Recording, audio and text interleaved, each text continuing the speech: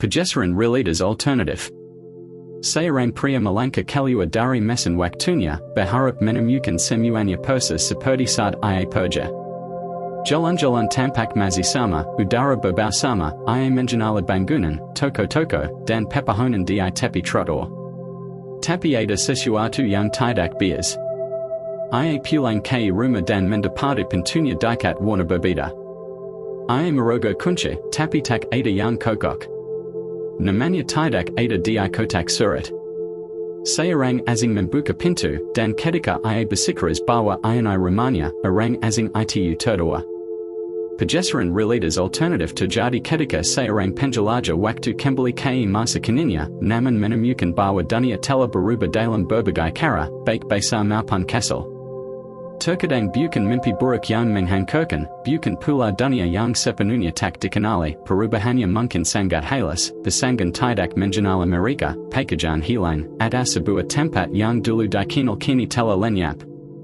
Perubahan ini menunjukkan bahwa tindakan mereka di masa lalu telah menciptakan garis waktu terpisah, yang mirip tapi tak sepenuhnya sama dengan garis waktu yang mereka tinggalkan. Sudah perubahan kecil di masa lalu bisa menghasilkan konsekuensi tak terduga. Penjelajah waktu bisa kembali 50 tahun lalu, menjatuhkan sikap koin, dan ternyata orang yang memanggapnya bukanlah yang seharusnya. Hidup orang itu berubah, memikul rangkaian peristiwa yang tak terbayangkan. Penjelajah waktu mungkin bahkan tak menjenggat perbedaan kecil yang ia lakukan, tapi ketika kembali, dunianya terasa menyimpang, seperti sebuah puzzle dengan sudah potongan yang tak kokok. Semakin besar perubahan, semakin goyah perasaannya. Seseorang bisa meninggalkan kota tempat ia adalah dokter sukses, lalu kembali dan menemukan dirinya kini tak dikenal. Rumahnya ditempati orang lain, kantornya tak ada lagi, orang-orang yang dikenalnya tak mengenalinya. Saat mencari catatan publik, ia mendapati namanya hilang atau seseorang lain kini hidup dengan identitasnya. Kadang perbedaannya lebih abstrak, buku favorit punya akhir berbeda, peristiwa sejarah terjadi di tanggal lain, atau kenangan masa kecilnya bertentangan dengan bukti di sekitarnya. Ia mulai bertanya-tanya apakah ia hanya berhalusinasi. Tapi dalam lubuk hati, ia tahu ada yang salah. Relatas ini bukan relatas yang ia tinggalkan. Tantangan terbesar dari perjalanan relatas alternatif adalah membuktikan bahwa itu benar-benar terjadi. Jika penjelajah mencoba menjelaskan, ia cenderung tidak dipercaya. Orang-orang akan bersikeras bahwa semuanya selalu seperti ini. Teman dan keluarga, jika mereka masih ada dalam garis waktu baru ini, akan menganggapnya stres atau sakit jiwa. Meski ingatannya kuat, ia tidak punya bukti bahwa ada sesuatu yang berubah. Sebagian penjelajah mencoba menelusuri kembali langkah mereka. Jika masih bisa mengakses mesin waktunya, mereka bisa kembali dan mencoba mengidentifikasi momen di mana mereka mengubah sejarah. Tapi menjembatkan semuanya tak selalu mudah. Jika mereka membatalkan perubahan itu, apakah mereka akan kembali ke garis waktu awal atau menciptakan versi baru lagi? Semakin sering mereka mengubah, semakin kusut keadaannya. Mereka bisa terlempar makin jauh dari dunia asalnya, tanpa jalan kembali. Yang lain memulai menyesuaikan diri. Mereka belajar aturan dunia baru, menerima identitas baru, dan mencoba hidup seperti biasa. Beberapa bahkan mulai menyukai dunia versi baru ini, karena mungkin dunia ini lebih baik dari yang lama. Tapi pertanyaannya tetap, jika mereka melakukan perjalanan lagi, akankah mereka menemukan versi lain? Akankah mereka pernah benar-benar menemukan tempat di mana mereka merasa pulang? Tidak semua perjalanan relatas bersifat drastis. Kadang-kadang perubahannya nyaris tak kentara. Sebuah lagu favorit terdengar agak berbeda, ijan kata yang dulu mereka hafal kini berubah, atau teman mengenang kejadian dengan versi yang berbeda. Inkonsistensi kecil ini mungkin tak meyakinkan orang lain, tapi bagi penjelajah, itu adalah petunjuk bahwa sesuatu telah berjaya. Fenomena ini menimbulkan pertanyaan besar tentang hakikat waktu dan kenyataan. Jika seseorang mengubah masa lalu, apakah garis waktu aslinya menggelang atau tetap eksis secara terpisah? Jika siap perubahan menciptakan cabang realitas baru, berapa banyak dunia yang kini ada. Dan jika seseorang terus melompat antar realitas ini, apakah ia pernah benar-benar menjadi bagian dari satu dunia? Beberapa teori mengatakan bahwa setiap garis waktu tetap eksis secara mandiri. Jika benar, maka mengubah sejarah tak menghancurkan dunia asli, ia hanya meninggalkannya. Orang-orang di sana terus hidup, hanya saja penjelaja sudah tak ada. Sementara itu, ia hidup dengan akibat dari tindakannya di dunia baru. Dalam pandangan ini, pergeseran realitas bukan kesalahan, melainkan hasil alami dari perjalanan waktu. Setiap perubahan menciptakan perkembangan, dan setiap cabang menggerakkan realitas baru. Ini memunculkan kemungkinan lain yang lebih mengganggu, jika semua realitas berkembang. Dan tak menyatu, maka setiap penjelajah meninggalkan banyak versi darinya. Sudah versi masuk ke mesin dan tak pernah kembali, sudah versi hidup di dunia baru, sudah lagi mencoba memperbaiki semuanya hanya untuk menciptakan perkembangan baru. Tiap versi hidup terpisah, tak tahu versi lain ada, masing-masing yakin bahwa dirinya lah yang asli. Beban mental dari pergeseran realitas sangat besar. Seseorang yang sudah telah kehilangan dunia aslinya bisa merasa sangat kesepian dan kehilangan. Meski ia menemukan orang yang mirip keluarga, ia tahu mereka tidak benar-benar sama. Kenangan tak kokok, pengalaman tak selaras. Ia merasa seperti awal gentiangan di dunia yang seharusnya familiar tapi terasa asing. Sebagian mencoba kembali lagi dan lagi ke masa lalu, berharap membenahi perkembangan. Yang lain menyerah dan menerima bahwa tak ada jalan pulang. Kisah pergeseran realitas telah muncul sepanjang sejarah, kadang dalam bentuk mitos, kadang sebagai misteri tak terjelaskan. Ada orang yang mengaku terbangun di dunia yang tidak sesuai dengan ingatannya, menggambarkan detail yang tak dikenali orang lain. Ada yang percaya ini hanya tipuan otak atau kesalahan ingatan. Tapi sebagian yakin mereka telah terpeleset ke dunia lain, hasil dari perubahan yang tak bisa mereka jelaskan atau kembalikan. Seorang penjelajah waktu masuk ke masa lalu dengan harapan bisa kembali ke dunia asal. Tapi waktu bukanlah garis lurus, ia adalah jaringan kemungkinan. Begitu seseorang mulai mengubah jalanannya, ia bisa saja terjebak di realitas yang tak pernah ia maksudkan. Beberapa orang menerima dunia baru mereka sebagai milik mereka. Yang lain bisa menghabiskan semua hidup mencoba kembali ke masa lalu yang telah hilang. Apa pun yang terjadi, perjalanan itu tak bisa dibalik. Dan penjelajah harus belajar hidup dengan akibat dari langkah-langkahnya sendiri. Efek kupu-kupu. Seorang pelengkong masuk ke dalam mesin waktu dan kembali ke masa lalu. Ia memindahkan sebuah batu kecil di jalan tanah yang sepi, tampaknya tidak berbahaya. Ia kembali ke mesinnya dan menggerakkan semuanya masih sama, tetapi yang ia temukan justru dunia yang tak ia kenali. Jadun pengkekal langit tidak muncul di tempat yang seharusnya, bahasa terdengar aneh, dan orang-orang yang pernah ia kenal tidak ada lagi. Semua itu hanya karena memindahkan satu batu. Gagasan bahwa tindakan kecil di masa lalu dapat menyebabkan perubahan besar dan tak terduga di masa depan dikenal sebagai efek kupu-kupu. Nama ini berasal dari sebuah eksperimen imajinatif di mana sika kupu-kupu menjepakkan sayapnya dan menyebabkan badai beberapa minggu kemudian. Nama tersebut meneratkan bahwa sesuatu yang kecil bisa memicu sesuatu yang sangat besar. Ia menggambarkan dunia di mana segalanya saling terhubung dengan cara yang tidak selalu terlihat jelas, dan memperingatkan bahwa bahkan perubahan terkecil pun di masa lalu bisa berkembang menjadi sesuatu yang jauh lebih besar seiring waktu. Bayangkan seseorang kembali ke masa 100 tahun lalu dan memutuskan membantu seorang petani miskin dengan memberinya benih yang lebih baik. Tanaman tumbuh subur, sang petani menjadi kaya, memperluas ladangnya, mempekerjakan buruh, dan mengubah ekonomi lokal. Salah satu buruh itu pindah ke kota, menikah dengan seseorang yang seharusnya tak pernah mereka temui, dan memiliki anak-anak yang sebelumnya tidak akan pernah ada. Anak-anak itu tumbuh dewasa dan memengaruhi politik, ilmu pengetahuan, atau bisnis. Siring waktu, sudah tindakan kesal dari kebaikan telah mengubah seluruh sejarah. Mungkin sang pelancong waktu kembali dan menyadari bahwa penemuan favoritnya tidak pernah tercipta, atau pemimpin terkenal tak pernah dilahirkan. Efek kupu-kupu membuat prediksi tentang apa yang akan terjadi ketika seseorang mengubah bahkan satu detail kecil di masa lalu menjadi hampir mustahil. Sejarah dipenuhi oleh kejadian-kejadian yang terbentuk dari momen-momen kecil. Seseorang datang terlambat ke rapat dan mengubah jalannya sebuah peran. Sebuah pertemuan kebetulan bisa menciptakan kemarahan besar, atau tidak terjadi sama sekali. Keputusan sederhana untuk belok kiri alai-alai kanan bisa menentukan nasib bangsa.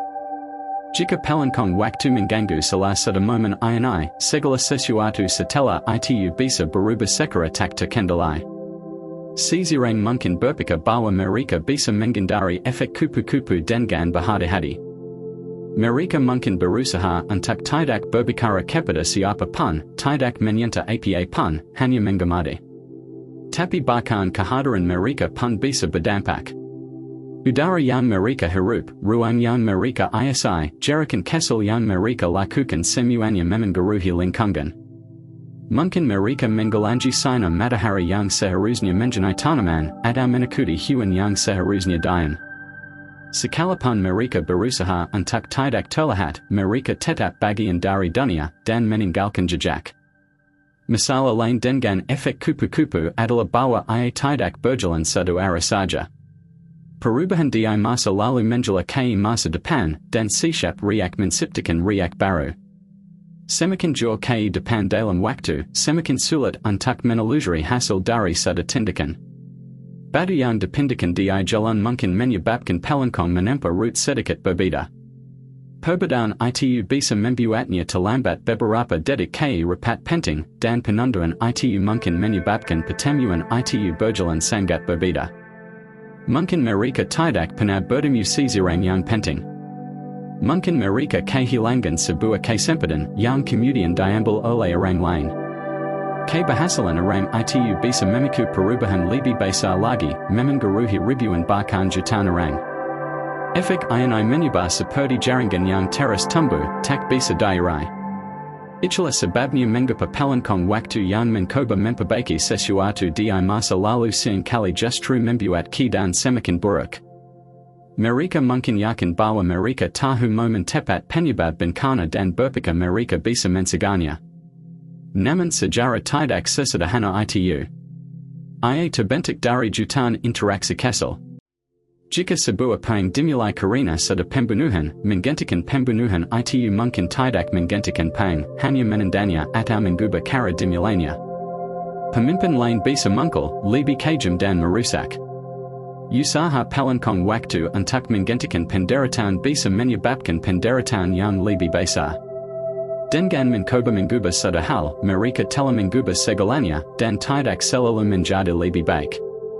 Sebagian orang percaya bahwa sejarah memiliki cara untuk memperbaiki dirinya sendiri, apa pun yang dilakukan pelancong waktu. Masa depan selalu menemukan jalan kembali ke garis waktu aslinya. Ini dikenal sebagai prinsip konsistensi diri. Prinsip ini menyerangkan bahwa efek kupu-kupu mungkin tidak semenjadikan kelihatannya.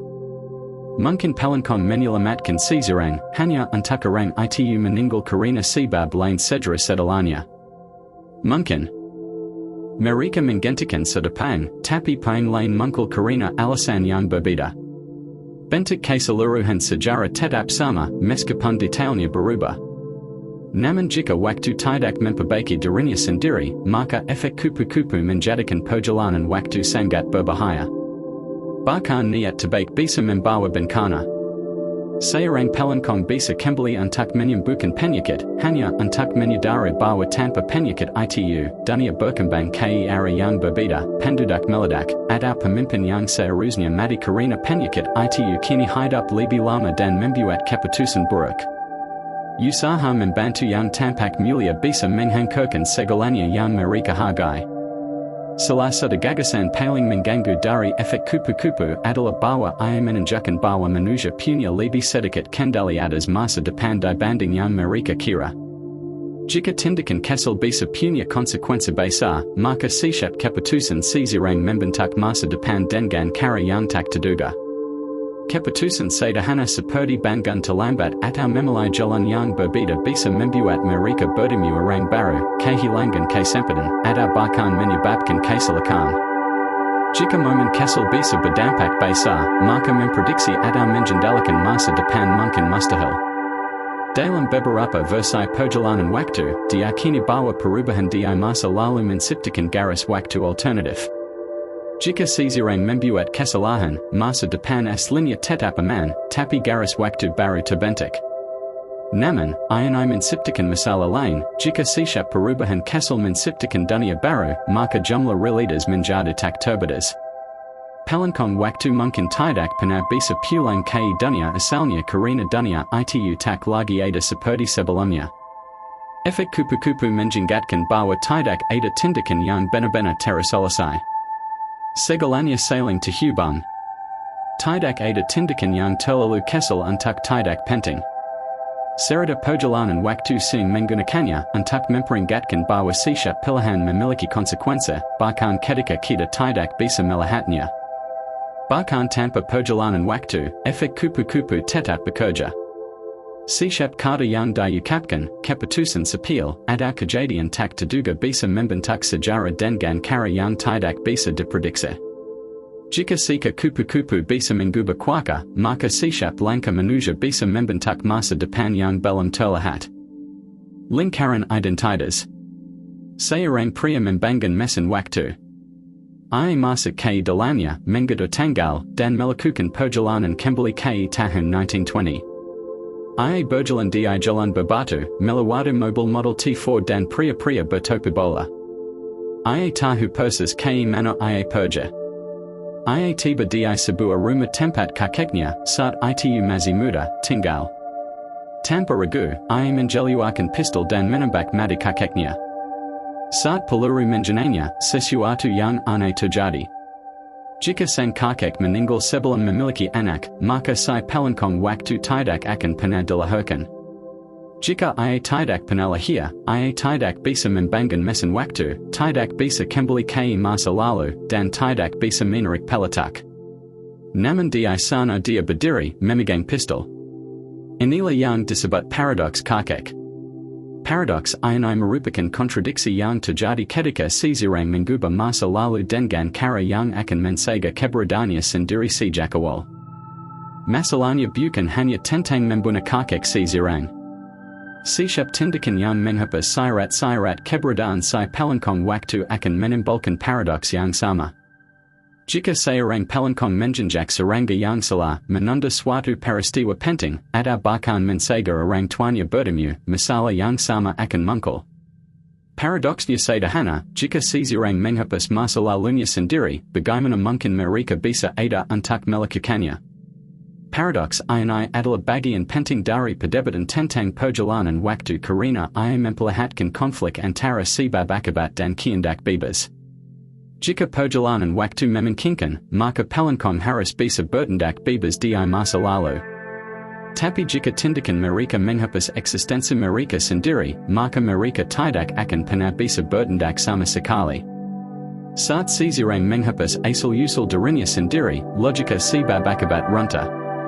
Inilah yang membuat paradoks kakek begitu kuat, ini bukan hanya soal waktu, tetapi tentang batas realitas itu sendiri. Salah satu cara untuk menyelesaikan paradoks ini adalah dengan gagasan tentang konsistensi diri. Gagasan ini menyatakan bahwa perjalanan waktu mungkin saja, tapi sejarah tidak bisa diubah.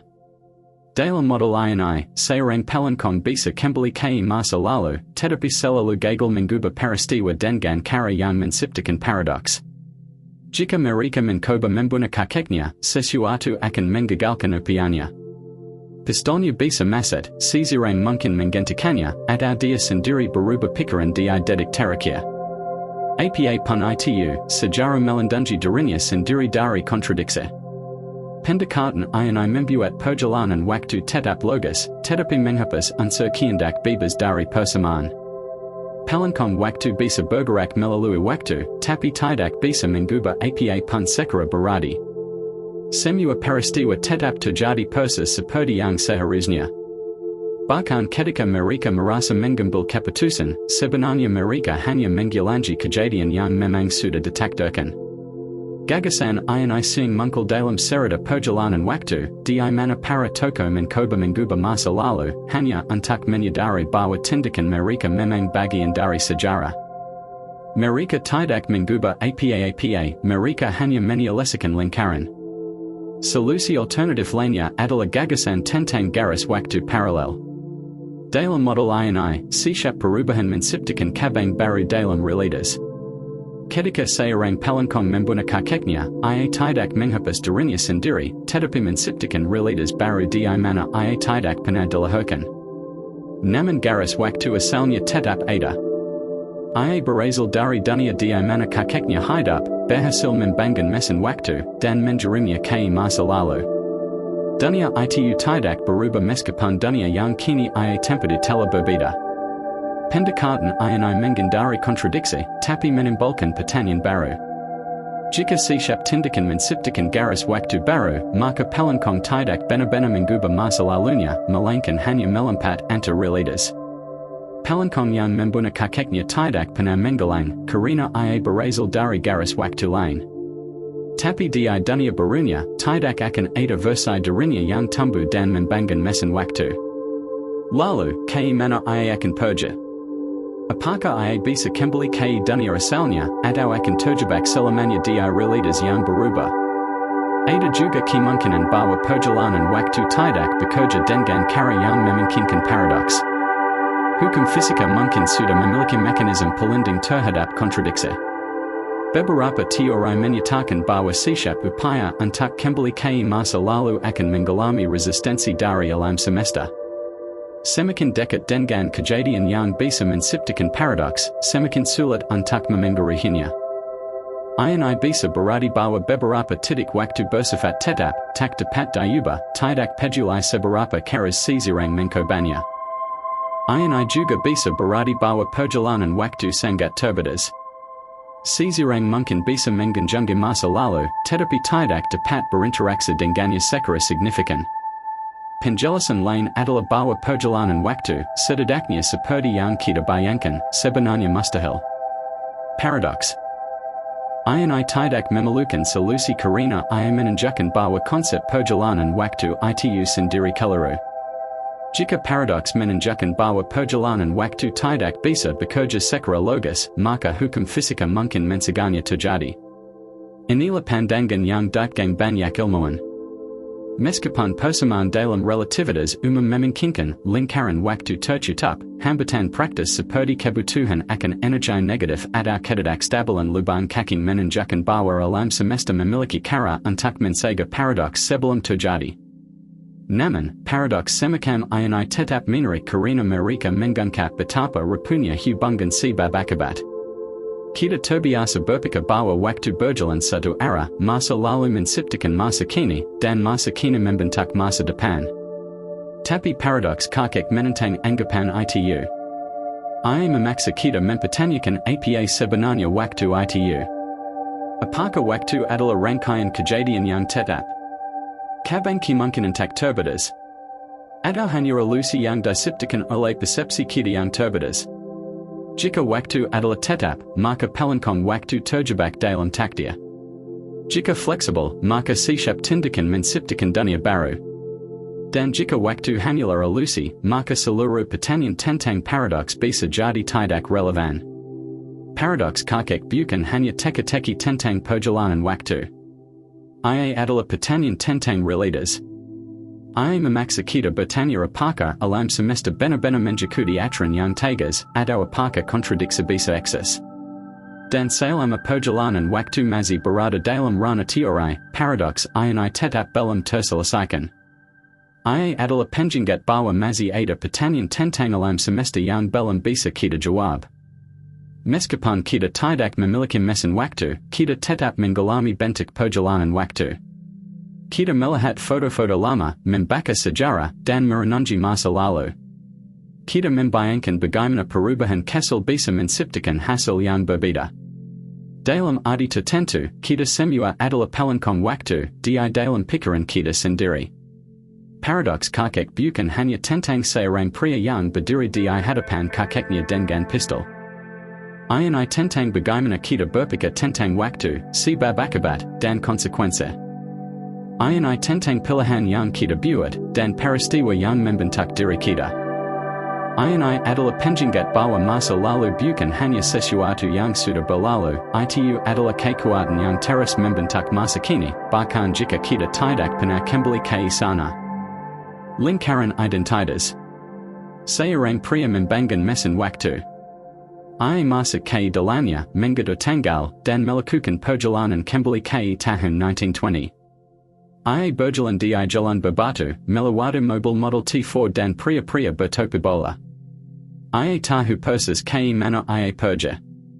Ia tiba di sebuah rumah tempat kakeknya saat itu masih muda, tinggal. Tanpa ragu, ia mengeluarkan pistol dan menembak mati kakeknya. Saat peluru mengenainya, sesuatu yang aneh terjadi. Jika sang kakek meninggal sebelum memiliki anak, maka si pelengkap waktu tidak akan pernah dilahirkan. Jika ia tidak pernah lahir, ia tidak bisa membangun mesin waktu, tidak bisa kembali ke masa lalu, dan tidak bisa menarik peletak. Namun di sana dia berdiri, memegang pistol. Inilah yang disebut paradoks kakek. Paradoks ini merupakan kontradiksi yang terjadi ketika seseorang mengubah masa lalu dengan cara yang akan menjaga keberadaannya sendiri sejak awal. Masalahnya bukan hanya tentang membunuh kakek seseorang. Setiap tindakan yang menghapus syarat-syarat keberadaan si pelengkap waktu akan menimbulkan paradoks yang sama. Jika seorang pelengkap menjinjak serangga yang salah, menunda suatu peristiwa penting, atau bahkan menjaga orang tuanya bertemu, masalah yang sama akan muncul. Paradoksnya sederhana, jika seseorang menghapus masa lalunya sendiri, bagaimana mungkin mereka bisa ada untuk melakukannya? Paradoks ini adalah bagian penting dari perdebatan tentang perjalanan waktu karena ia memperlihatkan konflik antara sebab akibat dan kehendak bebas.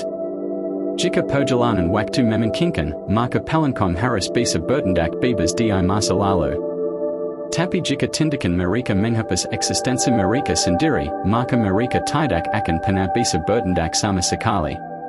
Saat seseorang menghapus asal-usul dirinya sendiri, logika sebab akibat runtuh. Inilah yang membuat paradoks kakek begitu kuat, ini bukan hanya soal waktu, tetapi tentang batas realitas itu sendiri. Salah satu cara untuk menyelesaikan paradoks ini adalah dengan gagasan tentang konsistensi diri. Gagasan ini menyatakan bahwa perjalanan waktu mungkin saja, tapi sejarah tidak bisa diubah. Dalam model ini, seorang pelengkap bisa kembali ke masa lalu, tetapi selalu gagal mengubah peristiwa dengan cara yang menciptakan paradoks. Jika mereka mencoba membunuh kakeknya, sesuatu akan menggagalkan impiannya.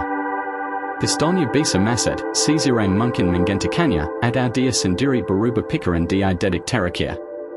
Apa pun itu, sejarah melindungi dirinya sendiri dari kontradiksi.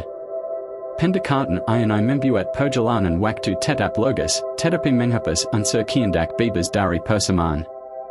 Pelengkap waktu bisa bergerak melalui waktu, tapi tidak bisa mengubah apa pun secara berarti. Semua peristiwa tetap terjadi persis seperti yang seharusnya. Bahkan ketika mereka merasa mengambil keputusan, sebenarnya mereka hanya mengulangi kejadian yang memang sudah ditakdirkan. Gagasan ini sering muncul dalam cerita perjalanan waktu, di mana para tokoh mencoba mengubah masa lalu, hanya untuk menyadari bahwa tindakan mereka memang bagian dari sejarah. Mereka tidak mengubah apa-apa, mereka hanya menyelesaikan lingkaran. Solusi alternatif lainnya adalah gagasan tentang garis waktu paralel. Dalam model ini, setiap perubahan menciptakan cabang baru dalam realitas. Ketika seorang pelengkap membunuh kakeknya, ia tidak menghapus dirinya sendiri, tetapi menciptakan realitas baru di mana ia tidak pernah dilahirkan. Namun garis waktu asalnya tetap ada. Ia berasal dari dunia di mana kakeknya hidup, berhasil membangun mesin waktu, dan mengirimnya ke masa lalu. Dunia itu tidak berubah meskipun dunia yang kini ia tempati telah berbeda. Pendekatan ini menghindari kontradiksi, tapi menimbulkan pertanyaan baru. Jika siap tindakan menciptakan garis waktu baru, maka pelankong tidak benar-benar mengubah masa lalunya, melainkan hanya melompat antar realitas. Pelankong yang membunuh kakeknya tidak pernah menggelang, karena ia berasal dari garis waktu lain. Tapi di dunia barunya, tidak akan ada versi dirinya yang tumbuh dan membangun mesin waktu. Lalu, mana ia akan pergi? Apakah ia bisa kembali ke dunia asalnya, atau akan terjebak selamanya di realitas yang berubah? Ada juga kemungkinan bahwa perjalanan waktu tidak bekerja dengan cara yang memungkinkan paradoks. Hukum fisika mungkin sudah memiliki mekanisme pelindung terhadap kontradiksi. Beberapa teori menyatakan bahwa setiap upaya untuk kembali ke masa lalu akan mengalami resistensi dari alam semesta. Semakin dekat dengan kejadian yang bisa menciptakan paradoks, semakin sulit untuk memengaruhinya. Ini bisa berarti bahwa beberapa titik waktu bersifat tetap, tak dapat diubah, tidak peduli seberapa keras seseorang mencobanya. Ini juga bisa berarti bahwa perjalanan waktu sangat terbatas. Seseorang mungkin bisa mengunjungi masa lalu, tetapi tidak dapat berinteraksi dengannya secara signifikan. Penjelasan lain adalah bahwa perjalanan waktu, setidaknya seperti yang kita bayangkan, sebenarnya mustahil. Paradoks. Ini tidak memerlukan solusi karena ia menunjukkan bahwa konsep perjalanan waktu itu sendiri keliru. Jika paradoks menunjukkan bahwa perjalanan waktu tidak bisa bekerja secara logis, maka hukum fisika mungkin mencegahnya terjadi. Inilah pandangan yang dipegang banyak ilmuwan. Meskipun persamaan dalam relativitas umum memungkinkan lingkaran waktu tertutup, hambatan praktis seperti kebutuhan akan energi negatif atau ketidakstabilan lubang kaki menunjukkan bahwa alam semesta memiliki cara untuk mencegah paradoks sebelum terjadi. Namun, paradoks semacam ini tetap menarik karena mereka mengungkap betapa rapuhnya hubungan sebab akibat. Kita terbiasa berpikir bahwa waktu berjalan satu arah, masa lalu menciptakan masa kini, dan masa kini membentuk masa depan. Tapi paradoks kakek menentang anggapan itu. Ia memaksa kita mempertanyakan apa sebenarnya waktu itu. Apakah waktu adalah rangkaian kejadian yang tetap? Kapan kemungkinan tak terbatas? Atau hanya ilusi yang diciptakan oleh persepsi kita yang terbatas? Jika waktu adalah tetap, maka pelankong waktu terjebak dalam takdir. Jika fleksibel, maka setiap tindakan menciptakan dunia baru. Dan jika waktu hanyalah ilusi, maka seluruh pertanyaan tentang paradoks bisa jadi tidak relevan. Paradoks kakek bukan hanya teka-teki tentang perjalanan waktu. Ia adalah pertanyaan tentang realitas. Ia memaksa kita bertanya apakah alam semesta benar-benar mengikuti aturan yang tegas, atau apakah kontradiksi bisa eksis. Dan selama perjalanan waktu masih berada dalam ranah teori, paradoks ini tetap belum terselesaikan. Ia adalah penjenggat bahwa masih ada pertanyaan tentang alam semesta yang belum bisa kita jawab. Meskipun kita tidak memiliki mesin waktu, kita tetap mengalami bentuk perjalanan waktu. Kita melihat foto-foto lama, membaca sejarah, dan merenungi masa lalu. Kita membayangkan bagaimana perubahan kesal bisa menciptakan hasil yang berbeda. Dalam arti tertentu, kita semua adalah pelankong waktu, di dalam pikiran kita sendiri. Paradoks kakek bukan hanya tentang seorang pria yang berdiri di hadapan kakeknya dengan pistol. Ini tentang bagaimana kita berpikir tentang waktu, sebab akibat, dan konsekuensi. Ini tentang pilihan yang kita buat, dan peristiwa yang membentuk diri kita. Ini adalah penjenggat bahwa masa lalu bukan hanya sesuatu yang sudah berlalu, itu adalah kekuatan yang terus membentuk masa kini, bahkan jika kita tidak pernah kembali ke sana. Lingkaran identitas.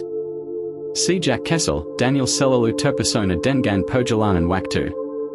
Ia menghabiskan berjam-jam membayangkan bagaimana rasanya mengunjungi berbagai era. Ketika dewasa, ketertarikan itu berubah menjadi obsesi, mendorongnya mempelajari fisika dan akhirnya bergabung dalam sebuah proyek penelitian rahasia untuk mewujudkan perjalanan waktu. Bertahun-tahun kerja keras, eksperimen, dan kegagalan akhirnya membuahkan terobosan. Mesinnya berfungsi, tetapi dibutuhkan seorang sukarelawan untuk mencobanya.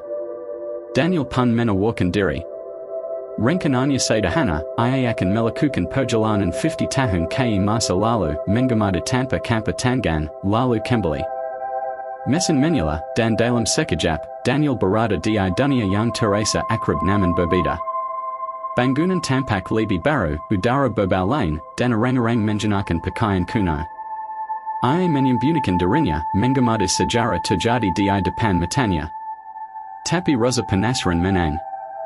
Ia ingin melihat lebih banyak, ingin memahami lebih dalam. Suatu malam, ia tersesat di sebuah kota kecil dan bertemu dengan seorang wanita bernama Claire. Dia cerdas, baik hati, dan memiliki sesuatu yang terasa sangat familiar bagi Daniel, meski ia tidak bisa menjelaskannya. Mereka berbincang selama berjam-jam, dan ada sesuatu dalam diri Claire yang membuat Daniel terus tinggal jauh lebih lama dari yang direncanakan. Hari berganti minggu, minggu berganti bulan. Meski Daniel tahu seharusnya ia pergi, ia tidak bisa. Ia meyakinkan dirinya bahwa ia masih bagian dari eksperimen, bahwa ia hanya mengumpulkan data. Tapi kebenarannya jauh lebih sederhana, ia telah jatuh cinta pada Claire. Awalnya Claire sangat berhati-hati, tetapi perlahan ia membuka hatinya. Ia berbagi kisah masa lalu, mimpi, dan ketakutannya. Suatu malam, ia bercerita tentang sosok pria misterius dalam masa kecilnya, ia yang tak pernah ia temui, hanya tahu dari cerita ibunya. Pria itu muncul entah dari mana, tinggal sebentar, lalu menghilang tanpa jejak. Detail yang diceritakan Claire membuat darah Daniel membeku. Gambaran tentang pria itu, gerak-geriknya, cara bicaranya, bahkan senyumnya, persis seperti dirinya. Ia mencoba meyakinkan diri bahwa itu hanya kebetulan. Tapi jauh di dalam hati, ia tahu itu benar. Rasa takut menguasai pikirannya. Ia menyelidiki catatan yang tersedia, berharap menemukan penjelasan logis. Namun dokumen justru mengonfirmasi ketakutan terburuknya, ia Claire tidak pernah teridentifikasi, seorang pria asing yang datang dan pergi begitu saja, persis seperti Daniel. Segalanya menjadi jelas. Daniel adalah leluhur dirinya sendiri. Jika ia pergi sekarang, Claire tidak akan pernah lahir. Dan jika Claire tidak lahir, maka Daniel juga tak akan pernah ada. Paradoks ini melingkar dengan sendirinya, menjebaknya dalam siklus tanpa jalan keluar. Ia sempat berpikir untuk kabur, mengabaikan semuanya, berpura-pura itu semua tidak nyata. Tapi logika tak bisa dibantah, keberadaannya tergantung pada keberadaannya di masa lalu. Ia tidak bisa mengubah masa lalu tanpa menghapus dirinya sendiri. Beban itu begitu berat. Tapi ia tak punya pilihan lain. Ia tetap tinggal. Ia merawat Claire dengan cinta dan pengabdian, meski tahu bahwa suatu hari ia harus pergi. Ia menjadi sosok pria dalam cerita-cerita, hantu dalam catatan sejarah, misteri tanpa jawaban. Bertahun-tahun kemudian, saat Claire telah dewasa dan menjalani hidupnya sendiri, Daniel kembali ke mesin waktunya, kini lebih tua dan lelah. Ia telah melakukan apa yang harus dilakukan. Ia memainkan peran dalam siklus tanpa awal maupun akhir. Ia mengaktifkan mesin dan kembali ke misalnya, keluar dengan pemahaman mendalam, bahwa ia tak pernah benar-benar mengendalikan hidupnya. Takdirnya telah dijelas jauh sebelum ia menyadarinya. Para peneliti menyebutnya kembali, bersemangat mendengar kisahnya. Tapi Daniel diam. Ia pergi mencari pengetahuan, dan kembali dengan beban yang tak bisa ia lepaskan. Siklus itu bukan teka-teki untuk dipecahkan, tapi lingkaran yang menjaga dirinya sendiri. Masa lalu, masa kini, dan masa depan bukanlah potongan terpisah, melainkan satu lingkaran tak berujung. Daniel tidak melakukan perjalanan waktu untuk mengubahnya, melainkan untuk menyelesaikannya. Paradoks itu bukanlah kesalahan, melainkan bagian dari rangkaian. Paradoks penghancuran pengetahuan. Dia Evelyn Carter telah menghabiskan bertahun-tahun mengembangkan persamaan Carter Field, sebuah rumus yang membuka kunci kestabilan lubang kacang. Penemuannya menjadikan perjalanan waktu mungkin, meskipun hanya sedikit orang yang menjadikannya. Sebuah badan pemerintah mengklasifikasikan penelitiannya dan sekelompok tim rahasia menggunakan hasil temuannya untuk menciptakan perangkat pemindahan waktu pertama di dunia. Ketika Evelyn diundang untuk menyaksikan uji coba pertama perangkat itu, ia merasakan campuran antara keajaiban dan ketakutan. Mesin itu berdiri di depannya, berdengung penuh energi, siap membawa seseorang ke masa lalu untuk pertama kalinya, dan Evelyn sendiri adalah subjek percobaan. Tujuannya adalah untuk menguji dampak pengetahuan terhadap perjalanan waktu. Evelyn akan dikirim kembali 20 tahun ke masa lalu untuk mengamati dirinya sendiri saat masih muda, tanpa intervensi, hanya mengamati. Ia menyetujui meski merasa cemas saat mesin mulai aktif. Dunia di sekelilingnya memudah, laboratorium menggalang, masa lalu menyambutnya seperti jelambang, dan ketika semuanya berhenti berputar, ia berdiri di luar fakultas fisika universitasnya dulu. Segalanya terasa akrab, trotoar yang retak, dinding-dinding penuh tanaman merambat, suara mahasiswa mendiskusikan teori-teori yang sejak lama telah ia kuasai.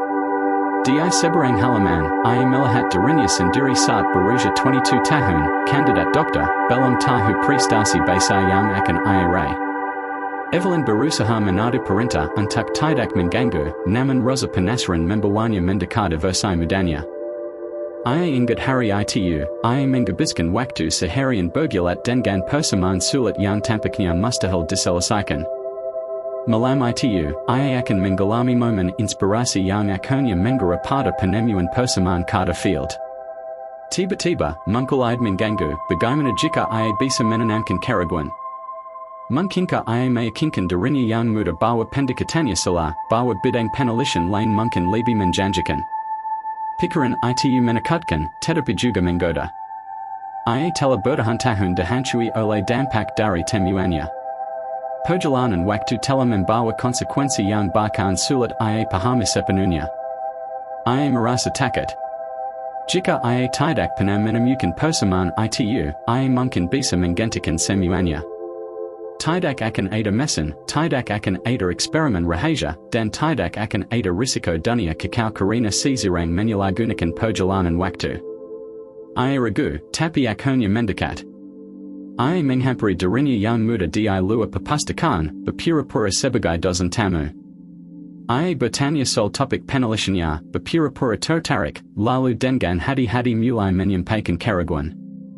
Ia menyerangkan bahwa distorsi ruang waktu adalah jalan buntu, dan bahwa lembaga pendanaan lebih menyukai proyek-proyek praktis ketimbang teori abstrak. Dirinya yang muda mendengarkan. Antusiasmenya perlahan memudah. Evelyn melihat benih keraguan tumbuh. Malam itu, Evelyn muda tidak lagi mempelajari persamaan. Ia memulai jala penelitian lain, jala yang tidak menghasilkan apa-apa. Persamaan kata field tidak pernah ditemukan. Evelyn merasakan perubahan seketika. Jelambang mulai menerpa. Dunia berkedip seperti gambar yang tak bisa fokus. Pikirannya menjadi kabur. Ia ingat pernah menciptakan persamaan itu, tetapi juga ingat tidak pernah melakukannya. Kontradiksi itu menghancurkan pikirannya. Ia terhuyung, berpegangan pada kursi untuk menstabilkan diri. Dunia di sekitarnya tampak sama, tetapi ada yang salah. Ia tidak lagi milik dunia ini. Ia merogoh sakunya mencari perangkat untuk kembali namun tidak ada. Tentu saja tidak ada. Badan pemerintah tidak pernah membanggakannya karena temuannya tidak pernah ada. Tanpa persamaan kata field, perjalanan waktu tidak pernah menjadi kenyataan. Ia telah menghapus masa depannya sendiri. Panik. Ia berlari ke perpustakaan, berharap dirinya yang muda telah berubah pikiran. Tapi di dalam, ia melihat gadis muda itu sedang membaca artikel tak relevan. Buku catatan yang dulu dipenuhi persamaan kini kosong. Ia telah berhasil. Terlalu berhasil. Pengetahuan itu lenyap. Terobosan itu tidak pernah terjadi. Perempuan yang ia pernah jadi, sang pencipta perjalanan waktu, sudah tidak ada di garis waktu ini. Kesadaran menggantung dirinya.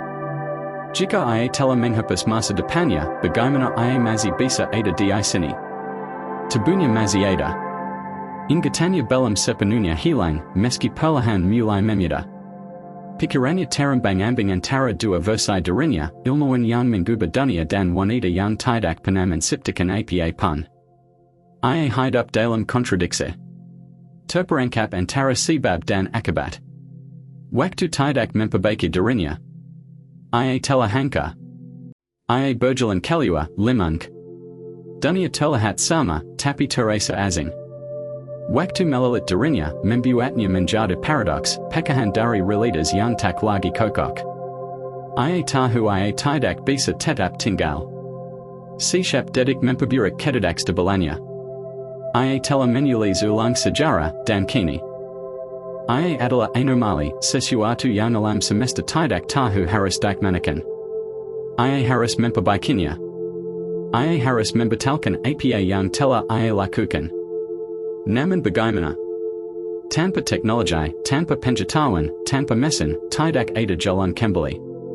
Badan pemerintah tidak pernah ada. Penelitian tidak pernah didanai. Tidak ada satu orang pun yang percaya bahwa perjalanan waktu mungkin dilakukan. Ia sendirian. Seorang pelengkong waktu yang tak punya jalan pulang. Putus asa, ia menjajah satu-satunya kemungkinan, menulis ulang kembali persamaan kata field. Tapi, bisakah ia melakukannya? Ingatan tentang persamaan itu memudah setiap detik. Persamaan yang dulu terasa seperti naluri kini terasa asing. Paradoks telah mulai meliputi pengetahuan dari pikirannya. Ia mengambil buku catatan, duduk di bangku tempat ia dulu duduk 2 dekade yang lalu, dan mulai menulis. Simbol-simbol terasa asing. Logika terasa jauh. Ia berjuang untuk menjenggat hal-hal yang dulunya mudah. Setiap formula terasa tidak lengkap. Dirinya yang muda telah meninggalkan jala ini. Sekarang, dirinya yang tua pun begitu. Pengetahuan itu telah hilang, terhapus oleh tangannya sendiri. Jam berlalu. Kampus menjadi sunyi. Evelyn menatap halaman yang kosong, menyadari bahwa itu tidak cukup. Ia telah menciptakan persoalan yang tak bisa diselesaikan. Tanpa persamaan, perjalanan waktu tak mungkin. Tanpa perjalanan waktu, ia tak bisa kembali. Tapi ia masih ada di sini, bukti bahwa itu dulu mungkin. Kontradiksi itu tetap berdiri, kokoh, tak tergoyahkan. Ia menutup buku catatan itu. Ia ingin menggantikan bahaya dari perjalanan waktu. Dan ia berhasil. Tapi harganya adalah dirinya sendiri. Ia akan memudah. Paradoks tidak bisa bertahan selamanya. Waktu akan memperbaiki dirinya, menghapus ketidaksesuaian. Ia menang, dengan cara yang paling menyakitkan. Ia bersandar, menatap langit yang mulai gelap. Di suatu tempat di kota, versi mudanya masih melangkah maju, tak menyadari bahwa ada seorang wanita datang untuk menggantikannya. Evelyn telah menghabiskan hidupnya menguasai hukum-hukum alam semesta. Tapi pada akhirnya, ia melanggar satu aturan yang tak pernah ia lihat datang. Ia membuat dirinya tidak mungkin ada. Dan waktu tidak akan membiarkannya tetap tinggal. Lingkaran objek. Seorang pelengkong waktu menemukan sebuah buku tua di toko barang antik. Buku itu penuh dengan persamaan kompleks dan ide yang melampaui zamannya berabad-abad. Ia mempelajari buku itu, belajar darinya, dan akhirnya menjadi ilmuwan hebat. Puluhan tahun kemudian, ia mendapati dirinya mampu menyempurnakan ide tersebut, menambahkan catatan di pinggir halaman, dan menyempurnakan karya asli itu. Ingin memastikan pengetahuan itu tidak hilang, ia melakukan perjalanan kembali ke masa lalu dan meninggalkan buku itu di toko barang antik tempat ia pertama kali menemukannya. Kontradiksi pun muncul, dari mana asal mula buku itu. Inilah yang disebut sebagai lingkaran objek, sebuah benda yang ada tanpa asal mula. Buku itu tidak pernah ditulis oleh penulis asli, ia hanya ada, terjebak dalam lingkaran waktu, dikirim dari masa depan ke masa lalu berulang kali. Mari lihat contoh lain, seorang musisi mendengar melodi indah ketika masih kecil, dimainkan oleh musisi jalanan tua. Melody itu melikat di pikirannya, dan berhantahun kemudian, ia menyusun sebuah simfoni berdasarkan melodi tersebut. Karya itu mendapat pengakuan dan akhirnya sampai ke tangan seorang musisi muda, yang kelak akan menjadi musisi jalanan tua yang sama. Melodi itu dimainkan kembali, dan lingkaran terus berputar. Tak ada pencipta asli dari melodi itu. Ia ada, tetapi tak pernah diciptakan. Kontradiksi semacam ini bertentangan dengan logika karena menghapus kebutuhan akan penciptaan awal. Biasanya, setiap objek memiliki asal, pembuat jam menciptakan jam, penulis menulis buku, musisi mengubah lagu. Tapi dalam lingkaran objek, sesuatu melampaui urutan alami ini, benda bergerak dalam waktu dalam siklus tanpa akhir. Konsekuensi dari lingkaran objek sulit diterima. Jika sebuah benda bisa ada tanpa pernah diciptakan, itu menentang pemahaman dasar kita tentang sebab akibat. Dalam dunia nyata, hasil menjadi penyebab, jika Anda menjatuhkan jelas itu pika. Tapi dalam lingkaran objek, penyebab itu hilang, jelas pika tanpa ada yang menjatuhkannya. Kontradiksi ini muncul dalam banyak kisah perjalanan waktu. Dalam satu skenario, seorang insinyur menemukan perangkat dari masa depan dan membongkarnya. Puluhan tahun kemudian, setelah memperbaiki desainnya, ia membuat versi sempurna dan, karena tahu betapa pentingnya perangkat itu, ia mengirimnya kembali ke masa lalu untuk memastikan keberadaannya tetap terjaga. Tapi dari mana ada awalnya datang? Tidak pernah ada momen penciptaan pertama. Perangkat itu ada dalam lingkaran tertutup, selalu hadir, selalu ditemukan ulang, tapi tidak pernah benar-benar diciptakan. Di luar fiksi, paradoks ini memunculkan pertanyaan tentang pengetahuan dan kreativitas. Jika dapat ditransfer melalui waktu dengan cara ini, seorang ilmuwan menemukan rumus hebat dalam buku harian lama, menyempurnakannya dan mengirimkannya ke masa lalu untuk dirinya sendiri yang masih muda, siklus ini berlangsung selamanya. Rumus itu tidak pernah muncul dari pemikiran seorang manusia. Ia hanya selalu ada, mengalir dalam waktu. Lingkaran objek meneratkan bahwa realitas mungkin tidak berjalan secara lurus seperti yang kita pikirkan. Jika sebuah objek bisa ada tanpa diciptakan, itu menentang seluruh pemahaman kita tentang waktu, sebab akibat, dan logika. Dalam praktiknya, ini berarti sesuatu bisa muncul dalam sejarah tanpa penjelasan alami. Misteri ini semakin dalam jika kita bertanya, apa yang terjadi jika seseorang menghapus objek dari lingkaran. Jika ilmuwan memutuskan tidak mengirimkan kembali buku itu ke masa lalu, apakah pengetahuannya menghilang? Jika musisi tidak memainkan melodi itu, apakah melodi itu lenyap dari keberadaan? Lingkaran objek juga menciptakan masalah bagi para pelengkap waktu. Jika mereka bergantung pada objek dari masa depan, apa yang terjadi jika masa lalu berubah sehingga asal objek tersebut hilang? Jika seorang pelengkap menerima teknologi masa depan dari versi dirinya yang lebih tua, lalu memutuskan untuk tidak memberikannya kembali, apakah objek itu menghilang dari masa lalu mereka? Jika iya, bagaimana mereka bisa memilikinya sejak awal? Dalam dunia yang dijalankan oleh prinsip sebab akibat yang ketat, lingkaran objek seharusnya tidak bisa terjadi. Tapi perjalanan waktu membuka kemungkinan lingkaran tertutup, di mana objek, bahkan manusia bisa eksis tanpa asal mula. Otak kita menolak gagasan ini, karena bertentangan dengan segala sesuatu yang kita tahu tentang cara kerja dunia nyata. Ia memaksa kita mempertanyakan, apakah waktu benar-benar linear, atau mungkinkah ia melainkan kembali ke dirinya sendiri dengan cara yang belum kita pahami. La paradoja del observador. Un viajero del tiempo regresa al pasado y realiza un cambio. Puede ser algo insignificante, como mover un objeto, o algo más grande, como evitar un evento importante. Cuando regresa a su tiempo original, surge la pregunta, ¿es todavía el mundo que dejó atrás, o ha creado algo completamente nuevo? Esto es lo que se conoce como la paradoja del observador, el acto de presencia y intervenir en el pasado plantea la cuestión de si la realidad se mantiene intacta o si cambia hasta volverse irreconocible. Imagina un científico que ha estudiado a fondo el ascenso de un gran líder. Conoce todos los detalles de su vida temprana, sus dificultades, sus decisiones clave. Un día, el científico construye una máquina del tiempo y, movido por la curiosidad, viaja al pasado para observar al líder cuando era solo un niño. Su intención no es intervenir, solo observa. Pero en un momento de duda, deja caer accidentalmente un objeto, un bolígrafo, algo pequeño y común. El niño lo recoge, intrigado por su forma, peso y tinta. Algo cambia en su mente, apenas perceptible, pero suficiente. El científico se da cuenta de lo que ha hecho y regresa rápidamente a su tiempo. Espera que todo esté igual. Pero obliga, la historia ha cambiado. Es líder nunca ascendió al poder. El mundo que encuentra se siente familiar, pero no es el mismo.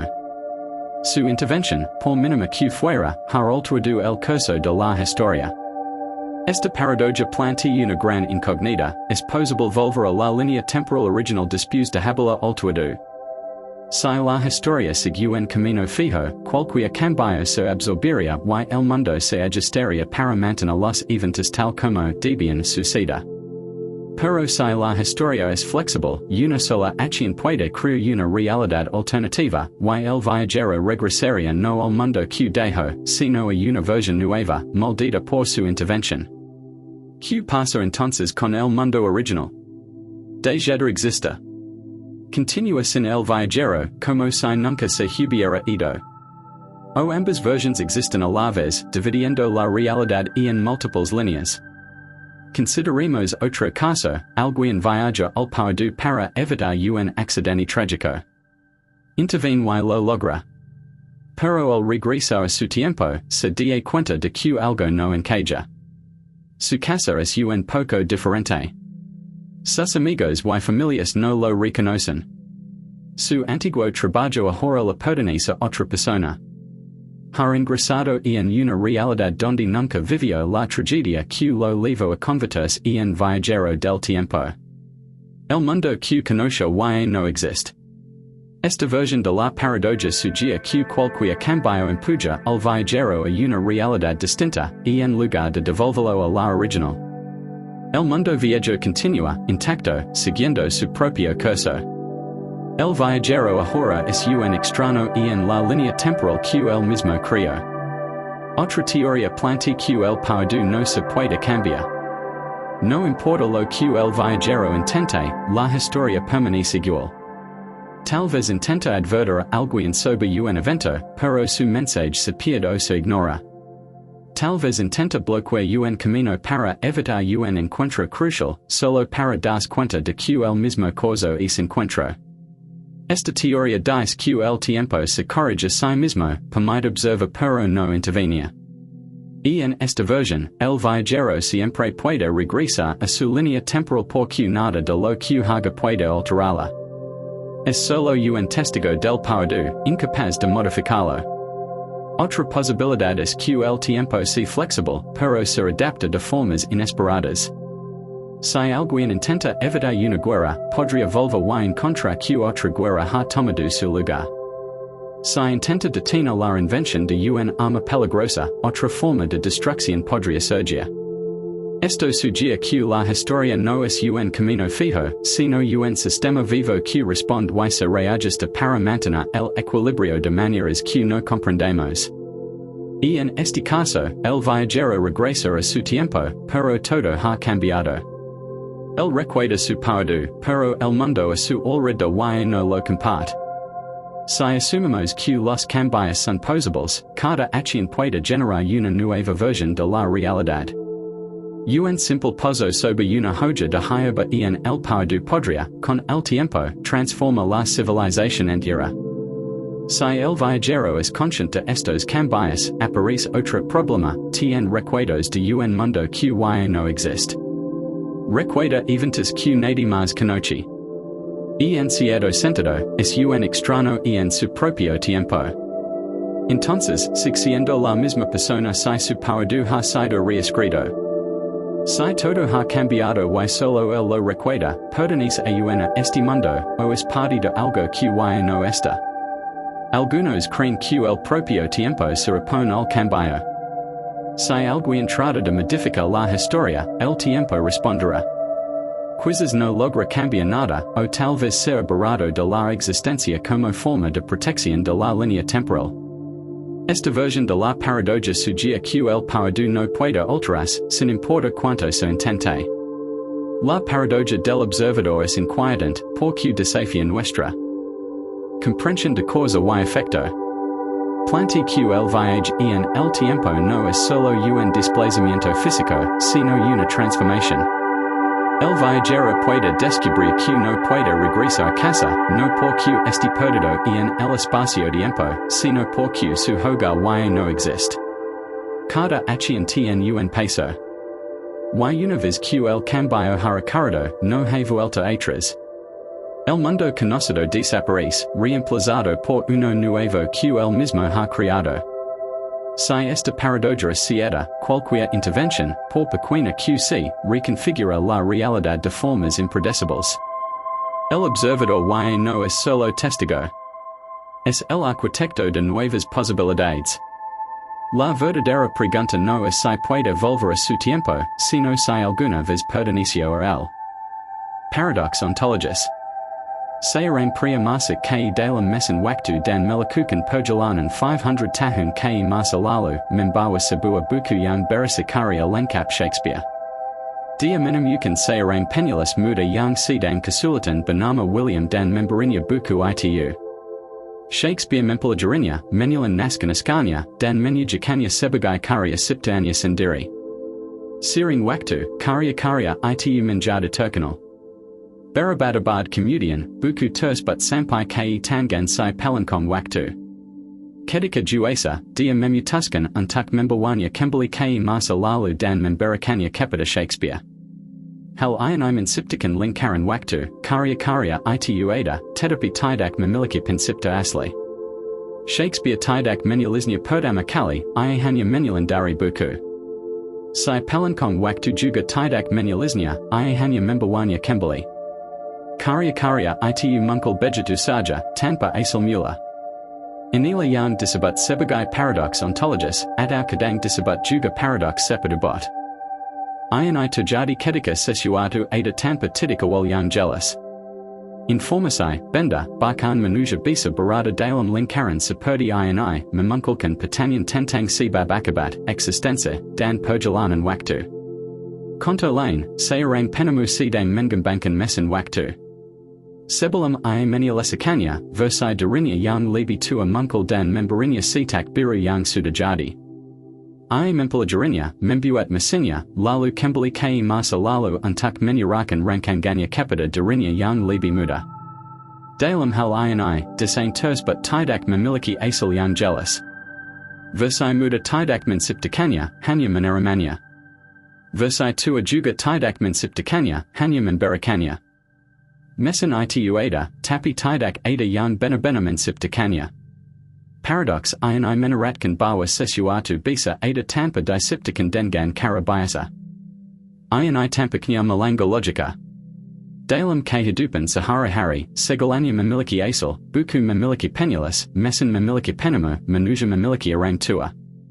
Tapi dalam lingkaran waktu, aturan-aturan ini tidak berlaku. Jika perjalanan waktu memungkinkan, apakah itu berarti objek dan pengetahuan bisa eksis tanpa asal? Ada mungkinkah bahwa pemahaman kita tentang sebab akibat masih belum lengkap? Fiksi ilmiah telah mengeksplorasi paradoks ini dengan berbagai cara.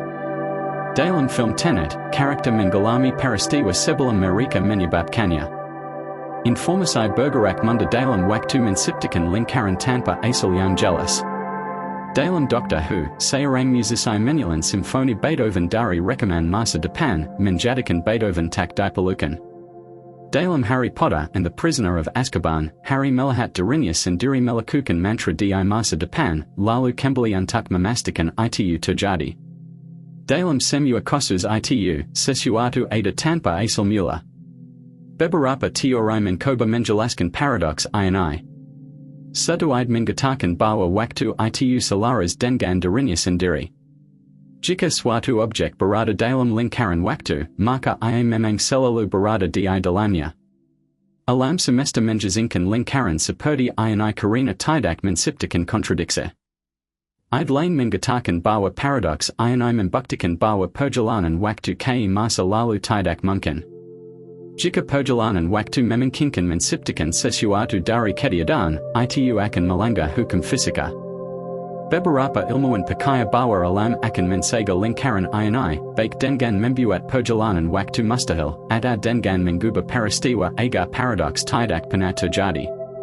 Pendapat lain menyatakan bahwa paradoks ini membuktikan keberadaan banyak garis waktu. Jika sebuah objek kembali ke masa lalu, ia bisa memasuki garis waktu baru, di mana ia memiliki asal, meski tampaknya tidak. Misalnya, seseorang membaca buku tentang bahasa kuno yang punah. Ia mempelajarinya hingga menjadi ahli. Lalu ia menemukan dirinya di masa lalu dan mengajarkan bahasa itu kepada penyudah aslinya. Bahasa itu bertahan hidup karena dia melestarikannya. Tapi jika dia hanya mempelajarinya dari buku yang ada karena tindakannya, dari mana bahasa itu berasal? Paradoks ini menimbulkan pertanyaan filosofis mendalam, jika objek atau ide tidak memiliki asal, apakah mereka sungguh ada? Jika pengetahuan berpindah melalui waktu tanpa pencipta awal, apakah itu benar-benar pengetahuan? Bisakah seseorang menjadi pencipta dirinya sendiri? Jika seseorang terjebak dalam lingkaran waktu di mana ia selalu ada, apakah ia pernah benar-benar lahir? Paradoks ini menentang pemahaman kita tentang identitas, sejarah, dan realitas. Dalam praktik, paradoks ini bisa berdampak aneh. Bayangkan seorang ilmuwan dari masa depan mengajari Einstein teori relativitas sebelum ia menemukannya. Einstein menerbitkan teori itu, dan dunia menerimanya. Ilmuwan itu lalu belajar dari buku sejarah dan kembali untuk mengajarkannya kepada Einstein. Jika Einstein tidak pernah menciptakannya, apakah dia tetap dianggap penemunya? Apakah teori itu akan tetap ada jika ilmuwan itu tidak kembali? Atau teori itu ada di luar waktu normal, berputar selamanya tanpa awal? Jika sebuah objek seperti jam berada dalam lingkaran waktu, apakah ia akan aus seiring waktu? Jika jam itu terus-menerus dikirim kembali, apakah ia akan rusak? Jika tidak pernah rusak, apakah itu melanggar hukum fisika? Jika rusak, kapan ia tidak lagi bisa dikirim kembali? Dalam lingkaran waktu, bagaimana kerusakan dan pelepukan bekerja? Versi lebih jelek dari paradoks ini melibatkan manusia. Bayangkan seorang bayi ditinggalkan di depan pintu pada tahun 19XX. Seorang asing yang baik hati merawatnya. Bayi itu tumbuh dewasa dan kembali ke masa lalu, menemukan bayi di depan pintu dan memutuskan untuk merawatnya. Siklus pun terulang. Anak itu tidak memiliki orang tua dalam arti tradisional, tidak memiliki awal, tapi tetap ada. Jika ia tidak pernah lahir secara normal, apakah ia benar-benar ada? Apa yang terjadi jika ia memutus lingkaran dan menolak kembali ke masa lalu? Paradoks ini juga mempertanyakan kehendak bebas. Jika seseorang tahu bahwa mereka bagian dari lingkaran waktu, bisakah mereka menggantikannya? Jika ilmuwan tahu bahwa ia hanya menciptakan sesuatu karena perjalanan waktu, bisakah ia memulai untuk tidak membuatnya? Jika sebuah buku hanya ada karena pelengkong waktu membawanya kembali, apa yang terjadi jika ia membacanya? Beberapa teori menyatakan bahwa alam semesta mensegel paradoks dengan menginginkan peristiwa. Jika Anda mencoba mengubah lingkaran, sesuatu akan menggantikan Anda. Tapi jika perjalanan waktu memberi kebebasan sejati, bisakah lingkaran ini diciptakan? Jika bisa diciptakan, apakah mereka pernah benar-benar ada? Akhirnya, paradoks ontologis memaksa kita meninjau kembali pemahaman kita tentang waktu, penciptaan, dan logika. Ia meneratkan dunia di mana sebab akibat bisa rusak. Ia menentang gagasan bahwa segala sesuatu harus memiliki asal. Apakah perjalanan waktu nyata atau tidak, paradoks ini tetap relevan. Jika sesuatu dapat eksis tanpa pencipta, apa artinya itu bagi hakikat keberadaan itu sendiri.